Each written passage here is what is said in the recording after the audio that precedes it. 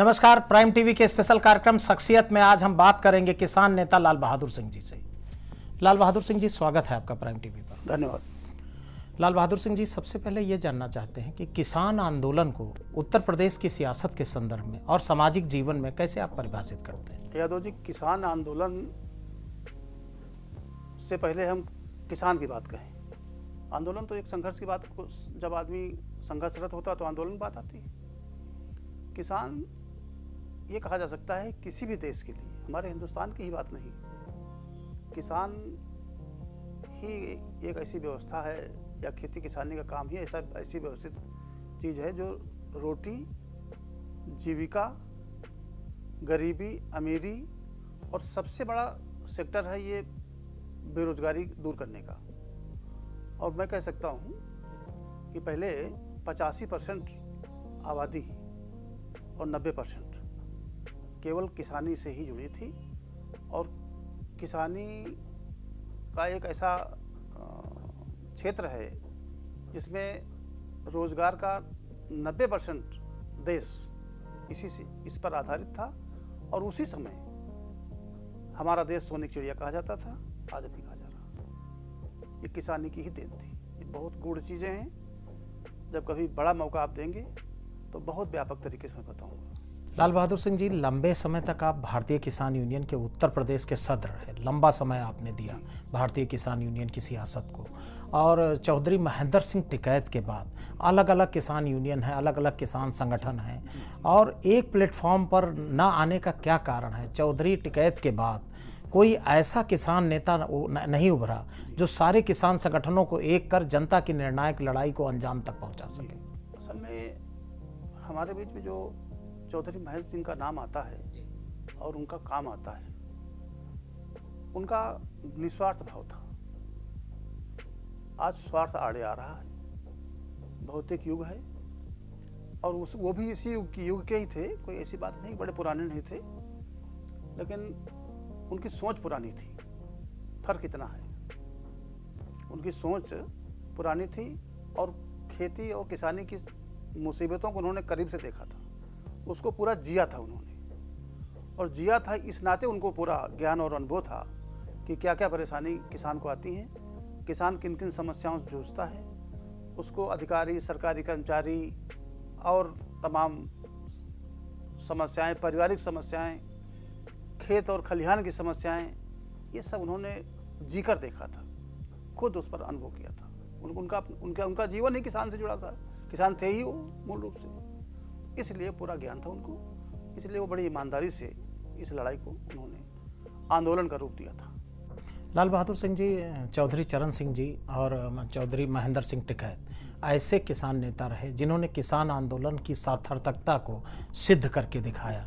आप आज सारे किसान संगठनों को लेकर के आंदोलनरत हैं, किसान आयोग के गठन को लेकर के, स्वामीनाथन आयोग की रिपोर्ट को लागू करवाने को लेकर के, लेकिन ग्राउंड पे आप महाराष्ट्र के स्पीकर नाना पटोले साहब के भी बड़े नज़दीकी हैं। हाँ, उत्तर प्रदेश में उनको आप लाए, उनसे आपके बहुत अच्छे ताल्लुकात हैं। चौधरी ऋषि पाल अम्बावता बड़े किसान नेता हैं दिल्ली के, आपका बहुत अच्छा सानिध्य रहा। तो निश्चित तौर पर उत्तर प्रदेश की जो किसान आंदोलन की राजनीति है, ये अब जातियों के खांचे में क्यों विभाजित होती चली जा रही, कैसे देखते हैं? बस यही दुर्भाग्य है, ये दुर्भाग्य है जो आपने बड़ा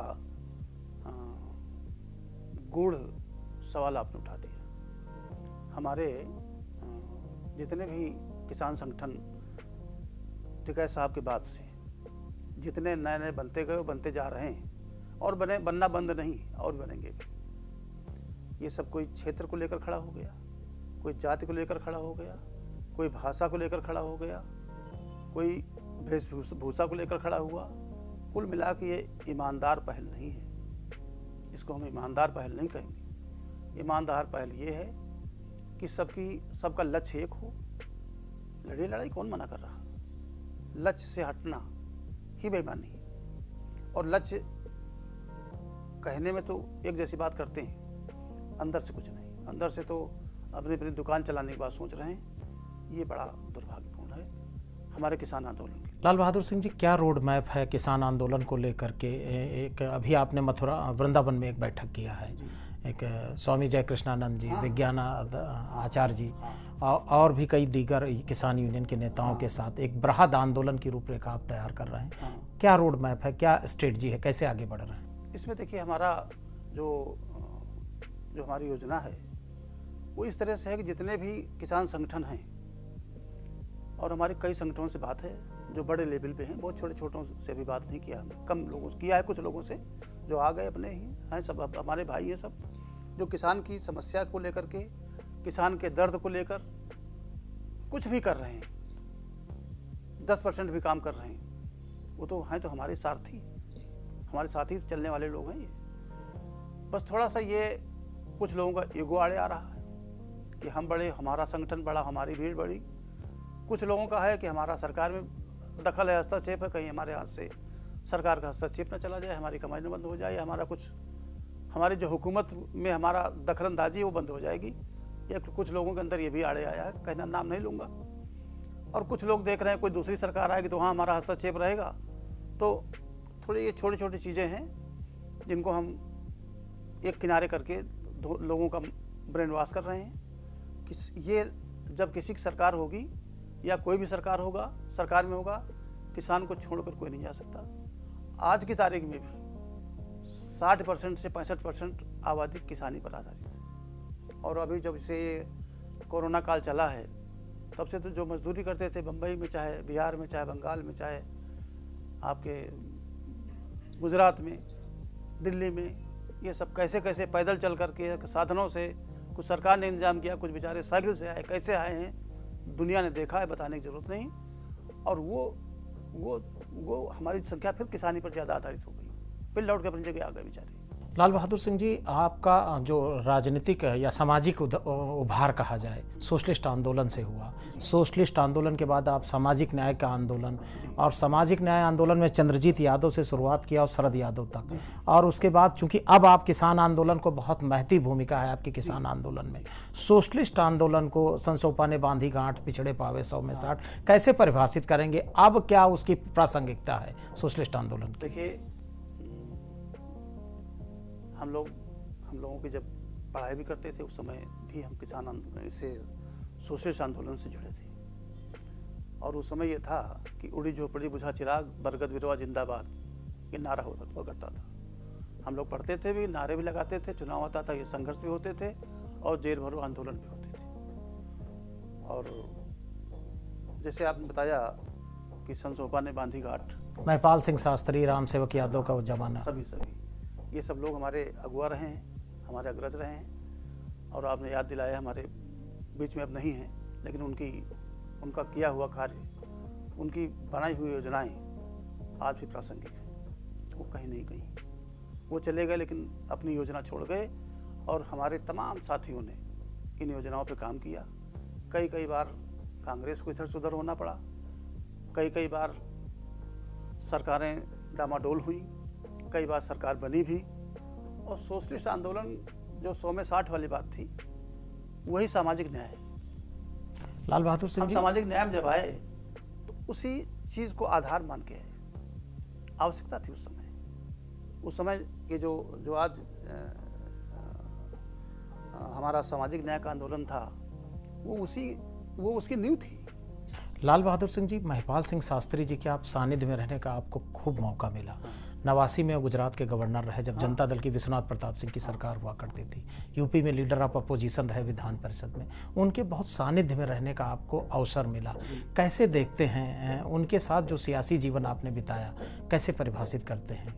देखिए, शास्त्री जी का जो जीवन था वो मैं कह सकता हूँ कि सरल और बहुत ही, जैसे नहीं कहा जा सकता, विनम्र, वो सरलता की मूर्ति थे। वो किसी भी तरह से ताम झाम को उनका कोई मतलब नहीं हुआ करता था।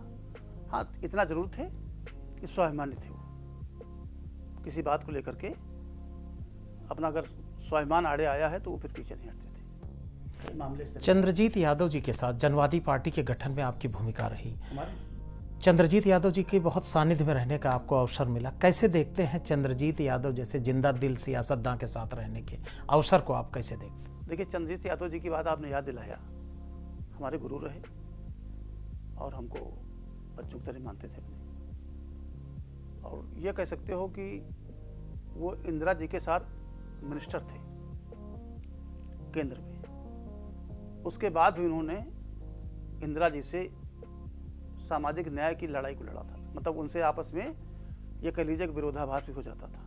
कई बार उन्होंने बताया अगर इस तरह बात हो गई है, देखो बात बनती है कि ये बातें, मतलब ये स्थिति थी उनके अंदर। वो जज्बा उनके चंद्रजीत यादव के अंदर था कि कांग्रेस में रहते हुए, कांग्रेस के एक मिनिस्टर रहते हुए और इंदिरा जैसी आयरन लेडी के से भी लड़ जाना और उन्हीं की सरकार में रहना और फिर बने रहना, ये चंद्रजीत जैसा आदमी तो बहुत ही, ये कहा जा सकता है कि अब आज के दौर में मिलना कठिन है। लाल बहादुर सिंह जी, देश के पूर्व प्रधानमंत्री विश्वनाथ प्रताप सिंह के जनमोर्चे में भी आपने काम किया शुरुआती दौर में। विश्वनाथ प्रताप सिंह जी को सामाजिक न्याय का मसीहा कहा जाता है। कैसे व्याख्यायित करेंगे, कैसे देखते हैं राजा साहब के राजनीतिक क्रियाकलाप? देखिए, राजा साहब का मामला ये था कि एक तो वो जब जनता दल की सरकार बनी, प्रधानमंत्री बने, और उसी दौर में ये आंदोलन छिड़ गया सामाजिक न्याय का, बहुत गर्म पड़ गया। मंडल आयोग का उसी समय उद्घोष भी हो गया। वो सब था। जैसे आज मंत्री बन गया, उस समय कमंडल और मंडल का मामला वहीं से था। कमंडल को लेकर के आज मंत्री बनकर तैयार हो गया, बनने जा ही रहा, सब भूमि पूजन हो गया, हमारे प्रधानमंत्री जी ने कर दिया। और उस समय मंडल आयोग की जो घोषणा हुई थी, उनमें भी इन सब लोगों का बहुत, कह लीजिए कि हमारे जितने भी सामाजिक न्याय के नेता थे, चाहे शरद यादव जी रहे, चाहे लालू यादव जी भी रहे, चाहे हमारे मुलायम सिंह जी रहे, मतलब जितने हमारे सामाजिक न्याय में जितने लड़ाई लड़ने वाले नेता रहे, ये कहा जा सकता है कि मधुलिमय रहे, और हमारे कितने नाम, समाजवादी आंदोलन के सारे लोग, जनेश्वर मिश्रा से लेकर के, और इन सब सोशलिस्ट विचारधाराओं ने, वही संसोपा वाली विचारधाराओं ने, वही 100 में 60 वाले जो विचारधारा के थे, वो सब आकर आगे आ गए। उस समय सरकार में ज़्यादातर उनकी भागीदारी भी थी, और मंडल आयोग को लाग खड़ा कर दिया, और लागू होने में कितने मर गए, कितने फर्जी मर गए। लाल बहादुर सिंह जी, देश के पूर्व प्रधानमंत्री विश्वनाथ प्रताप सिंह जी के साथ किसान आंदोलन में आपकी महती भूमिका रही। जनमोर्चा पार्ट 1 रहा हो या जनमोर्चा पार्ट 2। जनमोर्चा पार्ट 2 में भी आप ऋषिपाल अम्बावता साहब की बड़ी भूमिका रही। उस समय आप प्रदेश अध्यक्ष हुआ करते थे, गंगा प्रसाद यादव जी। कैसे देखते हैं किसान आंदोलन और राजा साहब की जो शख्सियत है, चूँकि आप उनके बहुत नज़दीक गए। एक ज़माना था जब राजा साहब का जो सामाजिक न्याय का आंदोलन पुरजोर पर था, उस समय उनके आप बहुत नज़दीक गए। कैसे देखते हैं राजा साहब की शख्सियत? देखिए, राजा साहब का जो आत्मचिंतन था, उसकी जितनी तारीफ की जाए वो कम है। राजा साहब जरूर राजा थे या राजघराने से थे, लेकिन उनके अंदर जरा सा भी राजाओं वाला सामंतवाद, राजाओं वाला सुरूर गरूर, यह सब कुछ नहीं था। बहुत ही सरलता भरे, सज्जनता भरे ऐसा भाव मैं नहीं समझ पाता हूँ कि जल्दी में राजाओं में होता होगा। ज़्यादा राजाओं के चक्कर में रहा भी नहीं। यही एक ऐसा राजा थे जो किसान आंदोलन से इनका सरोकार रहा है। किसानों में इनका बड़ा सम्मान भी रहा है, और किसानों के लिए इन्होंने काफ़ी अपना समय और जो इनसे बन पड़ा किया भी इन्होंने। मैं कह सकता हूँ कि राजा साहब का जो भाव था वो किसान परक था, गांव परक था, गरीब परक था। लाल बहादुर सिंह जी, 2016 के आसपास लखनऊ में एक सामाजिक संगठन है, पिछड़ा दलित अल्पसंख्यक आदिवासी मंच पदम। इसको आपने ताकत दी, किसान आंदोलन, सामाजिक आंदोलन को मिलजुल करके। उस समय शरद यादव जी जनता दल यूनाइटेड से अलग होकर के उन्होंने लोकतांत्रिक जनता दल बनाई। गुजरात चुनाव में आपकी बहुत महती भूमिका रही। गुजरात चुनाव में शरद यादव जी की पार्टी के 2 विधायक सदन में जीत कर भी आए। लखनऊ में शरद यादव जी का जो कार्यक्रम हुआ पदम के बैनर पे, अखिलेश यादव जी से शरद यादव जी मिलने आए। इस पूरे, चूँकि आप उनकी राष्ट्रीय कमेटी में भी हैं, राष्ट्रीय सचिव भी हैं, शरद यादव जी के व्यक्तिगत जीवन को, सियासी जीवन को, सामाजिक जीवन के दर्शन को, उनके नज़दीक जाने का जो आप मौका पाए, कैसे देखते हैं, कैसे व्याख्यायित करते हैं? देखिए, उनका जो लखनऊ में कार्यक्रम हुआ पदम के बैनर में, गांधी प्रेक्षागृह। वो टीके आनंद जी हमारे लखनऊ के वरिष्ठ और दलित चिंतक और ईमानदार नेता हैं। उनके अंदर कोई दाग नहीं, कोई धब्बा नहीं।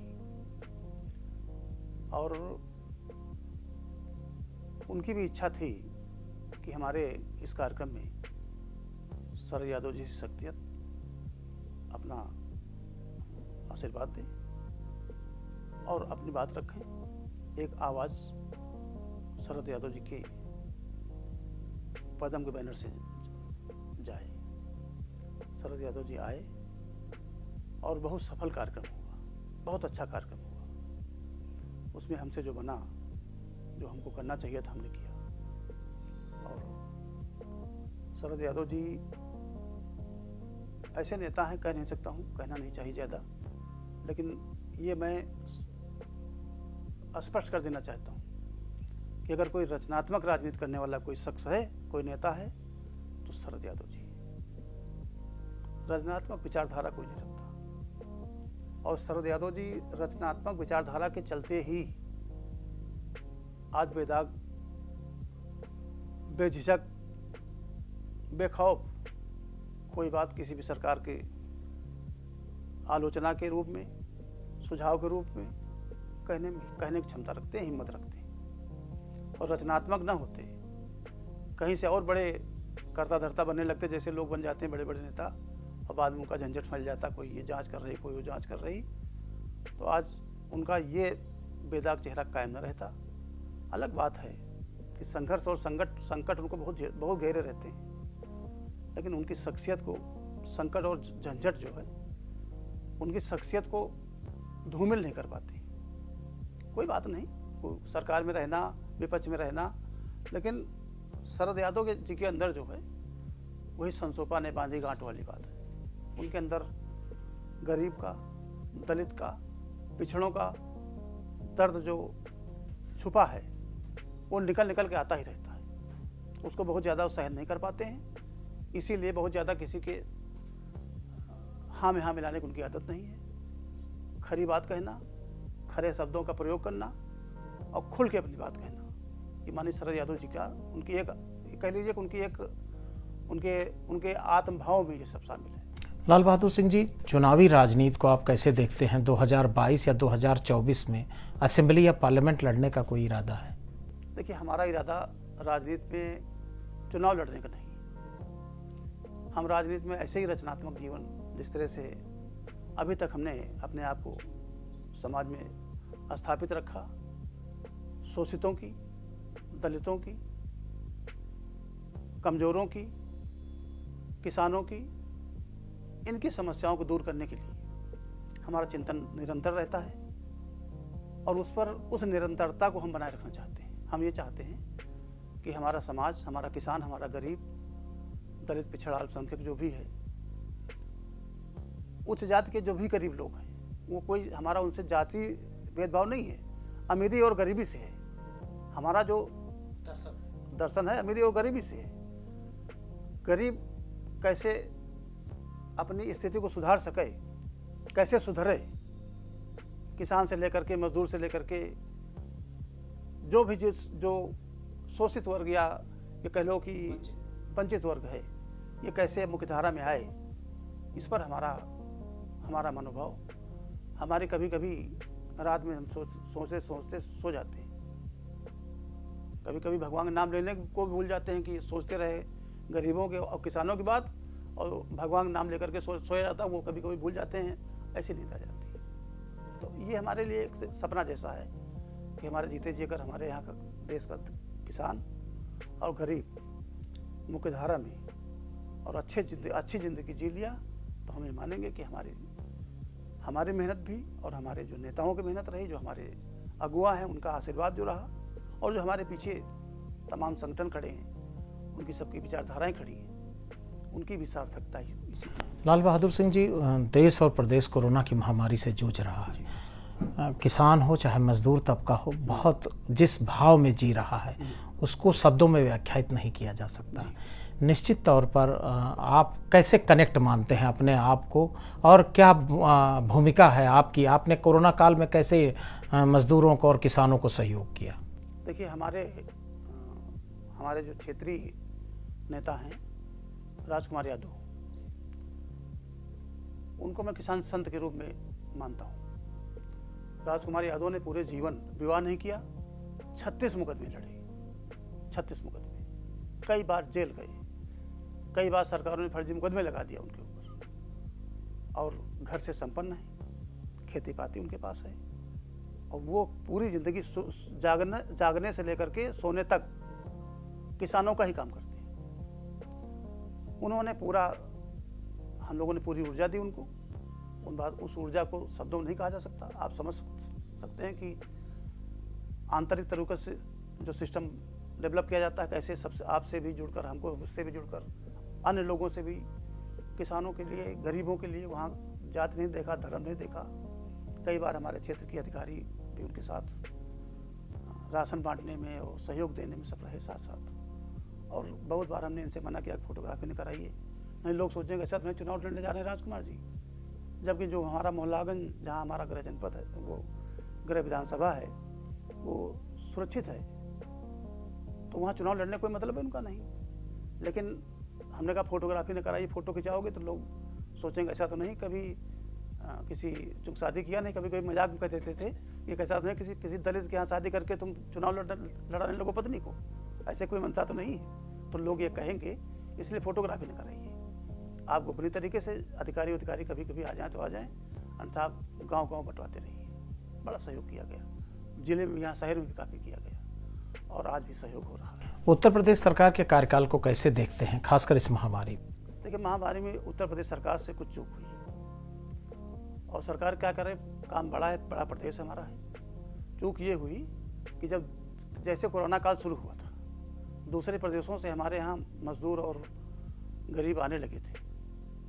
इनको प्रदेश के बॉर्डर पे जहाँ जहाँ रोका गया था, पहले शुरुआती तौर पे रोका गया, लेकिन उसमें वहाँ अव्यवस्था फैल गई, वहाँ सरकार हैंडल नहीं कर पाई। उस समय बहुत मौसम का भी बहुत ज़्यादा प्रभाव नहीं था, बड़ा प्रहार नहीं था कि नहीं लू चल रही हो या बहुत जाड़ा हो रहा हो या बरसात हो रही हो, ऐसी कोई समस्या नहीं थी। मार्च वार्च में होली के आसपास का दौर था, गुलाबी मौसम होता है, केवल टेंट लगा दिया जाता, बड़े बड़े टेंट लग जाते, हजारों की संख्या में लोगों को रोका जा सकता था। 14 दिन का, 8 दिन का जो क्वारंटाइन समय होता करके, जो लोग उसमें पीड़ित होते या जो ग्रसित होते उनको अलग कर दिया जाता, बाकी उनको सबको रोक करके उनकी जांच करा के, चाहे उनसे कह देते तुम पैदल चले जाओ। आज जो रेल और मोटर और बसें चली हैं, यही केवल खर्चा उनके खाने पीने में लगा देते, और उनको छाया का और रहने का इंतजाम कर देते 14 दिन 15 दिन का। तो मैं कह सकता हूँ कि आज हमारा उत्तर प्रदेश इस पोजीशन में पहुँचता जिस पोजीशन में पहुँच गया है। ये गलती वहाँ सरकार से हुई, और सरकार क्या एक नई मुसीबत थी, सरकार को भी समझने में देर लगी।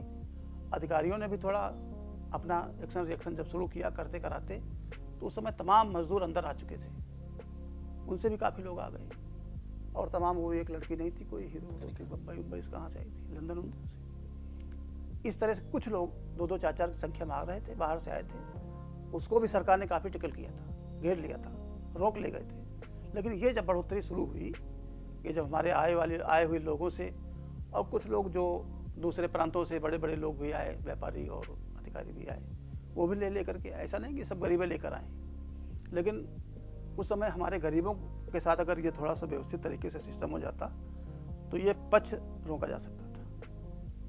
और उस समय मुसलमानों का झंझट फैलता रहा, कौन मस्जिद थी वहाँ दिल्ली में, उसी में सरकार डुगी पीटती रह गई कि ये निकाल रहे हैं, ये कोरोना पैदा कर रहे हैं, ये घूम रहे हैं, ये भाग रहे हैं। इसका क्या मतलब था? मतलब तो ये था कि हमारे बॉर्डर के अंदर जो आदमी आए क्वारंटाइन हो गया। ये अगर व्यवस्था सरकार कर लेती, मैं कह सकता हूँ कि आज की जो गति बढ़ गई है, ये ना कभी। लाल बहादुर जी, किसानों की लड़ाई को अब आप कैसे देखते हैं? देखिए, किसानों की लड़ाई को हम लड़ेंगे, और आखिरी सांस तक लड़ेंगे, इसलिए कि हम किसानों के घर में ही जन्मे हैं, किसान के ही बेटे हैं, किसान ही जीवन का आज भी अपने गांव में रहते हैं। सब कुछ होते के बाद भी बच्चे शहर में रहें चाहे जहाँ रहें, हम गांव में रहते हैं। हमारे दरवाजे अगर गाय और भैंस और हम खेत नहीं देखेंगे गरीबों किसानों के लिए कुछ न कुछ सोच नहीं पाएंगे तो फिर जीवन की सार्थकता बहुत अच्छी नहीं है, उसको हम बहुत ज़्यादा अच्छा नहीं मानते हैं। मजबूरी में कहीं रहना पड़े अलग बात है, कभी हम भी आते जाते रहते हैं, ऐसा थोड़ी हम गाँव में बैठे ही रहते हैं। लेकिन गाँव की ज़िंदगी का जो आनंद है वो मैं कह सकता हूँ वो स्वर्ग वर्ग भी उससे सामने हल्का है। धन्यवाद लाल बहादुर जी। ये थे किसान नेता लाल बहादुर सिंह। प्राइम टीवी के स्पेशल कार्यक्रम शख्सियत में हम फिर मिलेंगे किसी नई शख्सियत के साथ। तब तक देखते रहिए हमारा स्पेशल कार्यक्रम शख्सियत।